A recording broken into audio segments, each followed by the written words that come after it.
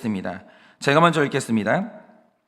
여호와께서 모세에게 말씀하여 이르시되 아론과 그의 아들들에게 말하여 이르라. 속죄제의 규례는 이러하니라. 속죄제 제물은 지극히 거룩하니 여호와 앞 번제물을 잡는 곳에서 그 속죄제 제물을 잡을 것이요, 죄를 위하여 제사 드리는 제사장이 그것을 먹되 곧 회막들 거룩한 곳에서 먹을 것이며, 그 고기에 접촉하는 모든 자는 거룩할 것이며, 그 피가 어떤 옷에든지 묻었으면 묻은 그것을 거룩한 곳에서 빨 것이요, 그 고기를 토기에 삶았으면 그 그릇을 깨뜨릴 것이요, 유기에 삶았으면 그 그릇을 닦고 물에 씻을 것이며, 제사장인 남자는 모두 그것을 먹을지니 그것은 지극히 거룩하니라.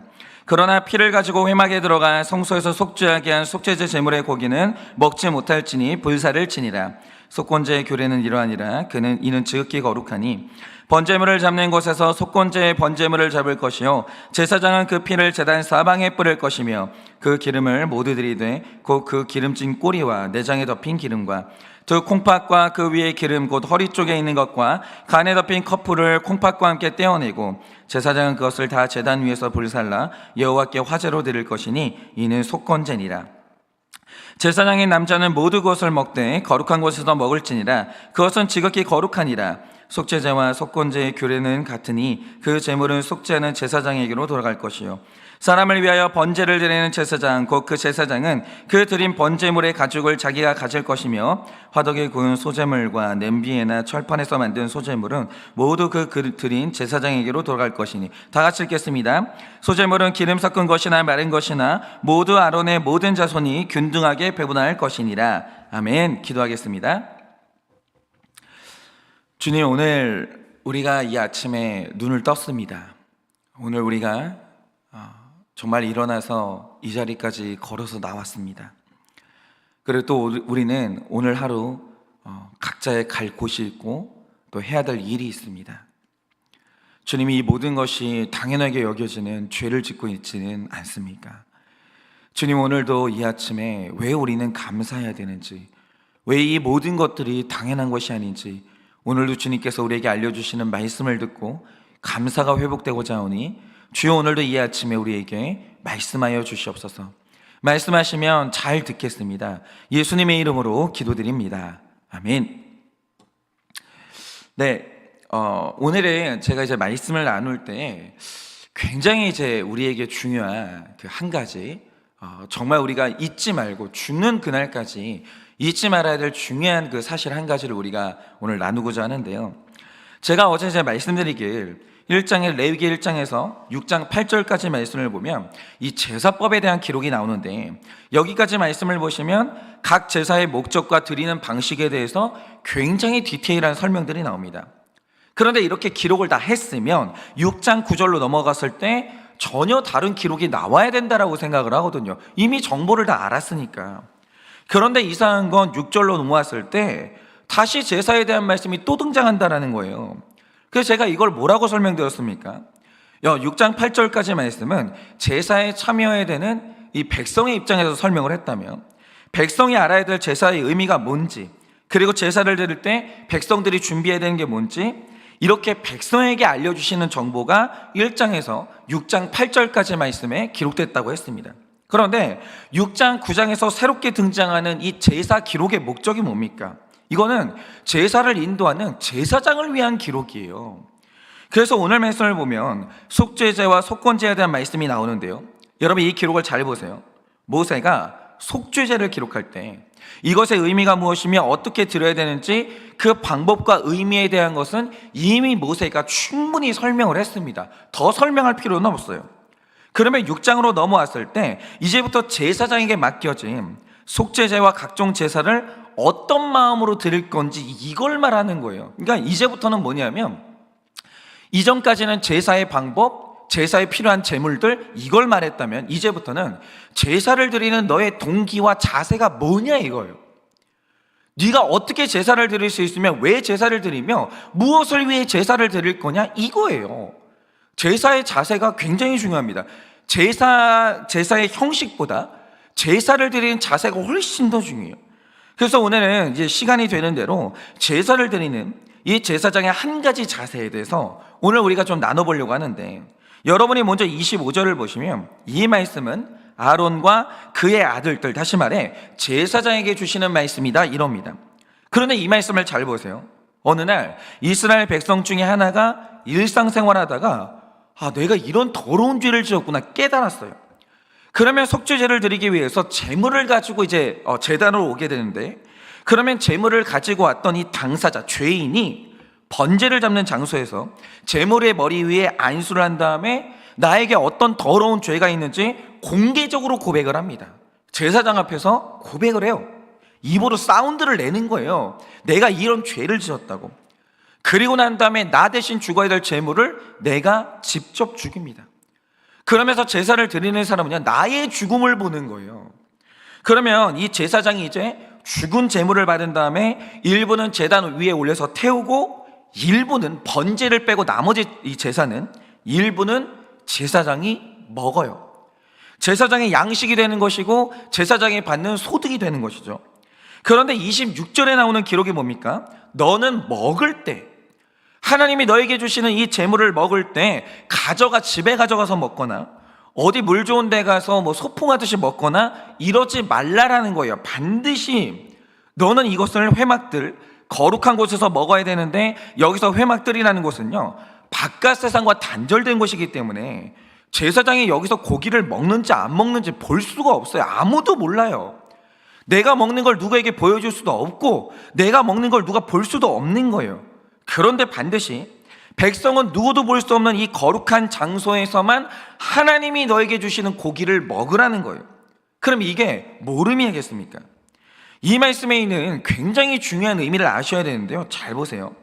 오늘 말씀 전체를 보시면 사실 이 말씀은요, 제사장이 먹는 양식에 대한 기록이에요. 소득에 대한 기록이다 이거죠.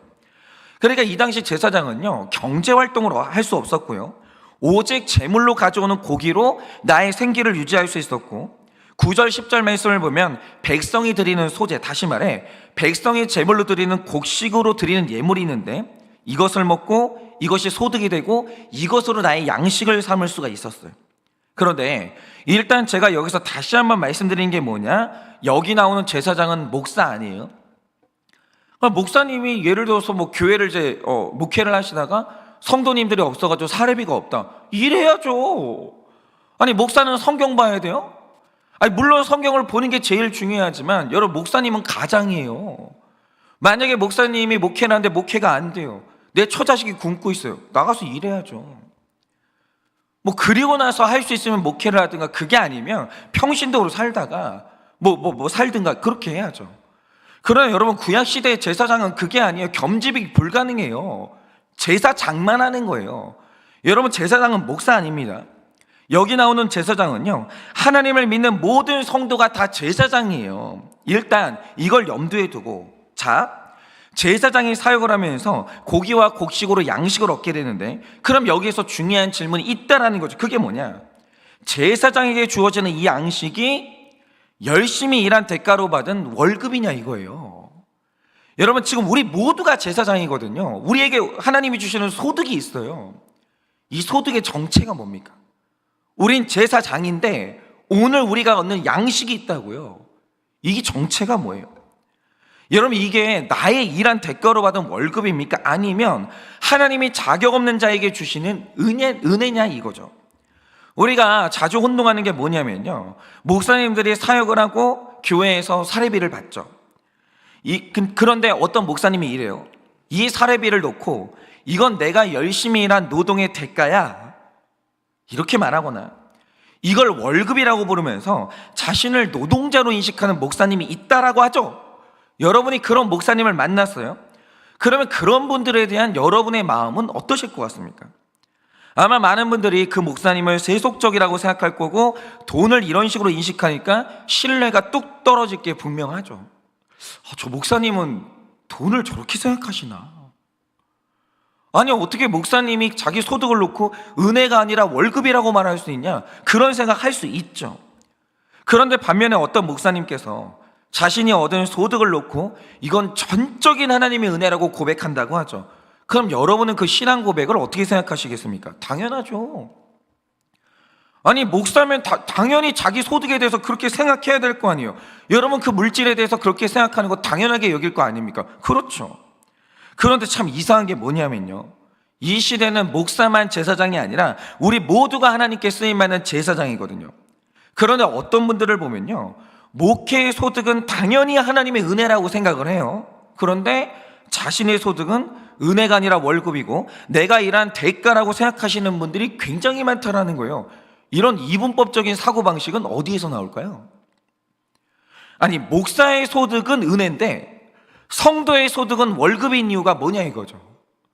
그러니까 내가 제사장인 줄 모르는 사람이 나의 소득에 대해서 이건 내가 땀 흘려서 번 내 돈이야, 내 것이야, 내 성취야, 이렇게 생각하는 것은 분명히 틀렸지만 그런 생각을 하는 것 자체까지는 막을 수가 없어요. 왜냐? 내가 제사장인 것 자체를 모르는데 그가 얻는 양식의 근거를 모르는 걸 뭐라고 말할 수 있겠어요? 말할 수가 없죠. 그런데 우리가 예수님을 믿고 거듭나는 순간 우리는 구원의 감격만 누리는 게 아니고요, 제사장의 역할과 사명도 받게 되는 거예요. 그러니까 예수님을 믿는 모든 사람들이 깨달아야 되는 게 뭐냐? 내가 제사장이구나. 내가 있는 직장의 제사장이 나고 우리 집의 제사장이 나구나. 내가 맡은 사명의 제사장이 나구나. 이걸 깨닫게 되는 거예요. 우리는 제사장이에요. 우리가 일반 그냥 생활하는 사람들이 아니라는 거죠. 여러분, 믿는 모든 사람들은 다 제사장이고 영적인 사람들인 거예요. 그러면 그가 손에 쥐는 이 양식에 대해서도 제사장의 신앙 고백이 있어야 되는 거예요. 이 양식의 출처가 뭐냐라는 거예요. 이 양식이 어떻게 내 손에 들어왔냐 이거예요. 이거는요, 제사장이기 때문에 그렇게 고백해야 되는 게 아니라 제사장의 수준이 뭐냐면 그 정도 깨달음은 있어야 되는 거예요. 이 양식이, 내 소득이 은혜냐 내 노동의 대가냐, 여러분 이걸 깨달아야 될 거 아니겠습니까? 그러면 여기서 중요한 게 왜 제사장의 양식이 노동의 대가가 아니라 은혜냐라는 거죠. 하나님이 우기시는 겁니까? 왜 이것은 월급이 아니라 은혜인 거죠? 오늘 우리가 이 말씀을 좀 봐야 되는데요, 자, 여러분이 오늘 말씀을 잘 보세요. 오늘 제사장이 양식을 얻었어요. 그럼 그 양식을 얻은 이유가 뭡니까? 오늘 제사장이 먹어요. 배를 굶지 않아요. 그런데 오늘 제사장이 굶어 죽지 않고 배를 채운 이유가 뭐냐라는 거죠. 나의 노력의 결론이냐 이거예요. 말씀을 보면요, 오늘 제사장이 어떻게 고기를 먹었냐? 백성이 자신의 죄를 깨달았으니까 이걸 해결하기 위해서 제물을 가져와요. 그러면 그 제물이 제사장의 양식이 되는 거예요. 그러니까 이 말씀을 반대로 하면요, 백성이 자기 죄에 대한 깨달음이 없다? 그럼 제사장은 굶어 죽어야 되는 거예요. 양식이 끊어지는 거예요. 백성이 예배가 끊어지면 제사장도 죽는 거예요. 그래서 실제로 사사시대 때 백성의 삶이 타락하면서 자기 죄를 깨닫는 백성이 사라지거든요. 제사가 끊어집니다. 그러자 일어난 일이 뭡니까? 제사를 섬기던 제사장들이요, 성전을 다 도망가요. 이러다 굶어 죽게 생겼거든요. 백성들이 회개를 안 하면요, 제사장이 굶어 죽어요. 전부 도망가는 거예요. 그러니까 이 제사장의 삶이라는 것은 백성이 자기 죄를 깨달아야 제사장이 살 수가 있는 거예요. 깨달아야 된다는 거죠. 그러면 우리가 하나 생각을 해보자 이거죠. 사람이 자기 죄를 깨닫고 애통한 마음을 갖는 게 그러면 사람 힘으로 되냐 이거예요. 이게 중요한 거예요. 백성이 죄를 깨달아야 제사장이 먹고 살아요. 그러면 죄를 깨닫는 건 사람의 일이냐 이거예요. 그게 아니라는 거죠. 예를 들어서 레위기 5장 5절에서 6절을 보면 이런 말씀이 있습니다. 이 중 하나에 허물이 있을 때 아무 일에 잘못하여노라 자복하고 그 잘못으로 말미암아 여호와께 속죄제를 드리되 양떼 암컷 어린 양이나 염소를 끌어다가 속죄제를 드릴 것이요 제사장은 그의 허물을 위하여 속죄할지니라, 이런 말씀이 있거든요. 그러니까 이 말씀을 보시면요, 사람이 속죄제를 드리기 위해서 어린 양과 염소를 끌어다가 속죄제를 드려라 라고 해요. 여기서 이 어린 양, 염소가 이게 제사장의 양식이 되는 거죠. 그런데 중요한 건 제물이 먼저가 아닌 거예요. 이 속죄제, 제물을 끌고 성전에 오기까지는 정말 중요한 시작인데 그 시작이 뭡니까? 5절에 정말 중요한 단어가 나오는데 바로 그게 5절에 나오는 자복이라는 단어예요. 자복. 이게 정말 중요하게 다뤄야 되는 단어인데 이 단어의 뜻을 정확히 알기 위해서는 신약의 요한일서 1장 9절을 봐야 돼요. 이게 다들 잘 아시는 말씀인데 이렇게 기록되어 있습니다.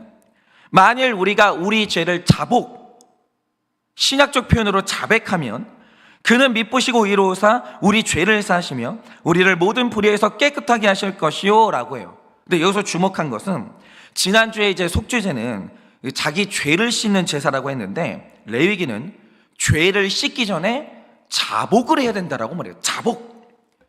그러니까 일관되게 신약인 요한일서에서도 우리가 모든 불의에서 깨끗하게 되기 위해서는 자백을 해야 된다 이렇게 말해요. 그러니까 레위기 본문에 나오는 자복과 요한일서에 나오는 자백이 정확하게 동일한 단어고요. 우리가 죄에서 깨끗함을 받는다라고 할 때 그걸 가능하게 하는 열쇠가 자백이라는 단어에 있는 거예요. 자백. 그래서 이 자백의 의미를 정확히 알아야 되는데 여러분 이 자백의 헬라어가 호몰로게오거든요. 그런데 자백하고 회개가 좀 다른 단어예요. 회개는 사람이 죄를 알고 죄를 시인하고 죄에서 돌이키는 모든 포괄적인 과정을 통틀어서 회개라고 하죠. 그런데 자백은요, 이 회개의 가장 첫 단계를 의미하는 게 자백이에요. 그럼 자백이 뭐냐? 바로 여기에서부터 이건 사람의 일이 아니라 성령 하나님의 역사인 걸 알게 되는데, 무릇 자복이라는 것은 입에서 나오는 죄 고백을 말하는 게 아니에요. 여러분 입으로 잘못했다 이거는 변명이에요. 자복이라는 것은 입으로 말하는 죄 고백을 말하는 게 아닙니다. 호몰로게오는 마음에서 나오는 죄 고백을 말하는 거예요. 즉 이 죄가 전적으로 너의 죄고 이게 지옥에 갈 만한 죄다 라는 하나님의 평가를 마음속 깊은 뿌리까지 동의하면서 그렇습니다. 저는 지옥에 가야 되는 게 맞습니다. 저는 변명할 수가 없는 100% 죄인입니다. 이게 온 마음으로 동의가 됐는데 그게 입으로 흘러나오는 게 뭐냐? 그게 자백이라는 거죠. 자백은 입에서 시작하는 게 아니에요. 혀에서 시작하는 게 아닙니다. 마음에서 시작하는 거예요. 그게 자백이라는 거죠. 그런데 회개가 안 되는 사람들의 특징이 뭐냐? 입으로만 잘못했다고 말한다는 거예요. 그 잘못했다는 말이 혀에서 시작한다 그거예요. 그게 다른 거예요. 그런데 내가 혀에서부터 잘못했다라고 하는데 마음도 그걸 인정할 수 있는가라고 하면 그게 불가능한 거예요. 혀로 잘못했다 말하는 건 인간의 일이에요. 마음으로 잘못했다고 말하는 호몰로게오 자백은 성령 하나님의 역사인 거예요. 예를 들어서 여러분이 잘 아시는 시편 51편이 있는데 이 시의 부제가 다윗이 바세바와 동침한 후에 선지자 나단이 그에게 왔을 때 이게 시편 51편의 부제예요. 그런데 이 시를 자세히 보면요, 이 당시 다윗이 벌벌벌 떨면서 하나 간구하는 기도의 제목이 있어요. 그게 뭐냐? 이 많은 분들이 생각할 때 선지자 나단이 다윗에게 와서 당신이 바세바를 범하고 우리아를 죽인 당신이 범인이다, 당신이 이 모든 일의 원인이고 가해자다 이렇게 말했을 때 다윗이 내가 그 죄를 지은 사람이 맞다라고는 했어요. 근데 많은 사람들이 이걸 쉽게 생각을 하거든요. 그런데 이 시의 내용을 잘 보면요, 이날 다윗이 분수령적인 자백을 한 게 맞아요. 혀에서 나온 게 아니에요. 입에서 나온 거예요. 그런데 이 자백을 다윗이 한 게 아니라 전적인 성령님의 역사였다는 것이 그 정황이 시편 51편에 나오는 거예요. 왜인가? 여러분이 시편 51편 6절을 보면 다윗은요, 하나님께서 마음의 중심의 회개를 원하신다는 걸 알아요. 내가 지금 혀에서 나오는 죄 고백으로 구원 못 받는다, 이게 지금 마음에서 나와야 된다, 이걸 알아요. 그런데 10절에 그가 간구하는 게 뭐냐면 정직한 영을 달라고 간구해요. 잘못했습니다 이렇게 말하는 게 아니라 정직한 영을 달라고 기도를 하는 거예요. 그런데 그가 다른 영도 아니고 정직한 영을 달라고 기도하는 이유가 뭐겠습니까? 우리가 입으로는 혀로는 얼마든지 내가 잘못했다라고 말할 수 있어요. 그런데 그게 마음에서 나오는 말이 되는 게 쉽냐라고 하면 그게 아닌 걸 다윗이 깨달은 거예요. 예를 들어서 우리 여성들이 남편과 부부싸움을 할 때 뭐 남편분들이 미안해 라는 말을 하죠. 그런데 분명히 미안하다고 했는데 여자들은 기분이 더 나쁠 때가 있어요. 왜입니까? 미안하다는 말이 혀에서 나온 말이지 마음에서 나온 말이 아닌 걸 느껴요. 여자들은 그 기가 막혀요. 이게 지금 있잖아요, 혀에서 나오는 말인지 미안하단 말이 혀에서 나오는 말인지 마음에서 나오는 말인지 여자들은 분별을 해요. 그걸 알기 때문에 이 혀에서 위기를 모면하려고 하는 미안하다는 말은요, 여자들이 더 싫어하는 거예요. 더 상처를 받습니다. 그런데 이게 다윗도 마찬가지였어요. 나단 선지자가 와서 당신이 간음했고 살인한 죄인이다, 이 모든 게 당신이 원인이다 라고 말했을 때 마음속 깊은 곳에서는 다 너의 잘못이라고 하는 하나님의 평가에 대해서 반발이 일어나는 거예요. 내가 죄를 지은 건 맞지. 근데 60% 내 책임이지. 70% 내 책임이지. 어떻게 100% 내 책임인가? 30%가 억울하고 40%가 억울한 거예요. 진짜 다 내 잘못인가? 아니, 이게 죄는 맞는데 지옥에 갈 만큼 죄인가? 이게 동의가 안 되는 거예요. 내가 우리아를 살리기 위해서 몇 번을 기회를 줬는데 이거는 고려를 해야 되는 거 아닌가? 또 하나님은 내가 죄를 지을 때 숨어 계시더니 죄를 짓고 나니까 나타나시는 이유가 뭔가? 그럼 내가 죄를 짓지 못하도록 막아주시든가. 왜 이제 와서 이러시냐 이거예요. 하나님 당신은 뭘 했냐 이거죠. 여러분, 이렇게 다윗은요, 죄를 마음으로 자백하라는 하나님의 요구 앞에서 입은 인정이 되는데 마음 한구석이 자꾸 억울한 거예요. 아니, 우리아도 책임이 있지 않나? 밧세바도 책임이 있지 않나? 아니, 저 여자가 이 남편이 이 아내를 외롭게 만들었으니까 내가 그렇게 됐지. 어떻게 전부 다 내 책임인가? 억울한 거예요. 근데 마음에 억울함이 안 없어지는 거예요. 너 지옥 가야 돼 말하잖아요. 이게 지옥까지 가야 될 일입니까? 너무하는 거 아닙니까? 하나님이 너무하게 느껴지는 거예요. 내가 잘못하게 느껴지는 게 아니라. 그러니까 회개의 시작이 바로 마음으로 회개하는 자백인데, 자백이 인간 마음으로 되냐라고 하면 안 돼요. 그게 문제인 거예요. 그러니까 다윗이 이 억울해하는 자신의 모습을 보면서 두려워하는 게 뭐냐면 11절에 자기 안에서 성령이 떠나실까 봐 성령을 거두지 말아달라고 그렇게 간구를 합니다. 그러니까 다윗도 이게 너무 힘든 거예요. 나는 왜 회개가 안 되지? 왜 회개가 안 되지? 내 마음에 자꾸 왜 이렇게 억울하지? 안 되는 거예요. 그러니까 이 호몰로게오, 자백이 안 되는 이 문제가 해결되기 위해서 다윗이 마지막으로 쓰는 방법이 뭐냐? 더 노력하는 게 아니에요. 다윗은 시편 51편 10절에서 내 속에서 정한 마음을 창조해달라고, 정직한 영으로 나를 새롭게 하사 내 마음에 정한 마음을 창조해달라고, 내 마음을 바꿔달라고 매달려요. 하나님께. 노력으로 안 된다는 걸 깨달은 거예요. 하나님이 해야 된다는 걸 아는 거예요. 다윗이요, 하나님께 매달려요. 마음이 안 바뀌면요, 자백이 안 되는 거예요. 그러니까 회개가 인간 감정 중에서 가장 이 위대한 감정이라고 하신 이유가 뭐냐면 이게 사람의 힘으로 안 되거든요. 자백은 사람의 힘으로 안 돼요. 그런데 성령의 능력으로 드디어 인간의 입에서 나는 죄인이라는 자백이 터질 때 영적인 세계에서 일어난 일이 뭡니까? 여러분, 사람의 죄라는 것은요, 어떤 것도 씻을 수 없는 치명적인 오염이에요. 더러움이라는 거죠. 그런데 사람의 죄를 씻을 수 있는 유일한 한 가지가 있어요. 그게 뭐냐? 그게 그리스도의 보혈이에요. 그런데 성경이 우리 죄를 씻는 보혈을 말할 때 굉장히 중요하게 언급하는 게 뭡니까? 바로 보혈의 양이에요. 에베소서 1장 7절을 보면 이런 구절이 나옵니다. 우리는 그리스도 안에서 그의 은혜의 풍성함을 따라 그의 피로 말미암아 곧 죄사함을 받았느니라 이래요. 죄사함, 죄가 씻어지려면 그리스도의 보혈이 풍성해야 돼요. 그리고 이어서 8절을 보면 우리에게 이 은혜를 넘치게 주셨다는 표현이 나오는 거예요. 그런데 넘치게 보혈을 붓는다는 말의 뜻이 뭐겠습니까? 여러분이 오늘 말씀의 속죄제를 잘 보시면 다른 제사는 제물을 태우는 게 중요하지만 속죄제는 피를 뿌리는 게 중요해요.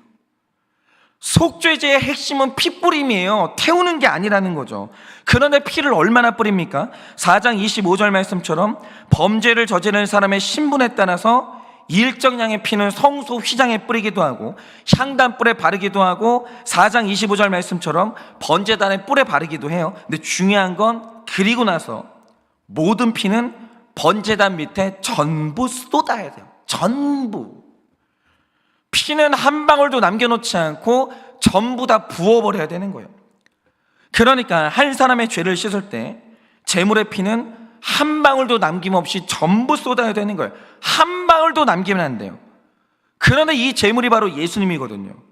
그러니까 예수님이 우리 죄를 씻을 때 얼마만큼의 피를 쏟아야 되는가? 헌혈하는 정도로 안 되는 거예요. 그러니까 예수님이 살아있을 정도로 피를 흘렸다? 안 되는 거예요. 우리 죄를 씻을 때 그럼 예수님이 얼마의 피를 흘려야 되나? 죽을 만큼 다 흘려야 돼요. 죽을 때까지 다 흘려야 된다고요. 한 사람의 죄를 다 씻기 위해서는 예수님 몸 안에 있는 피가 남아있으면 안 되는 거예요. 전부 다 쏟아야 돼요. 전부 다. 물과 피를 다 쏟아야 되는 거죠. 그 피를 우리에 다 쏟고 그분이 죽어야 우리 죄가 그래야 씻어지는 거예요. 그런데 이 놀라운 은혜를 사도 바울은 은혜가 넘치게 부어졌다 이렇게 표현을 하는 거예요. 그러니까 잘 보세요. 오늘 내가 깨끗하게 되는 것도 내가 제사를 열심히 드려서 그렇게 되는 게 아니에요. 제사 절차를 정확히 밟아서 그렇게 되는 게 아니라고요. 예수님이 죽을 때까지 피를 쏟으시니까 그렇게 되는 거예요. 내가 한 게 아니라고요. 예수님이 하는 거예요. 이렇게 우리를 씻는 보혈의 은혜가 넘치도록 준비가 되어 있어요. 그러면 여기에서 자백이 뭡니까? 이 부어주신 하나님의 은혜가 우리 위에 쏟아질 수 있도록 은혜의 문을 활짝 여는 게 뭐냐? 그게 바로 자백이에요. 자백하지 않으면 보혈은 내 것이 되지 않아요.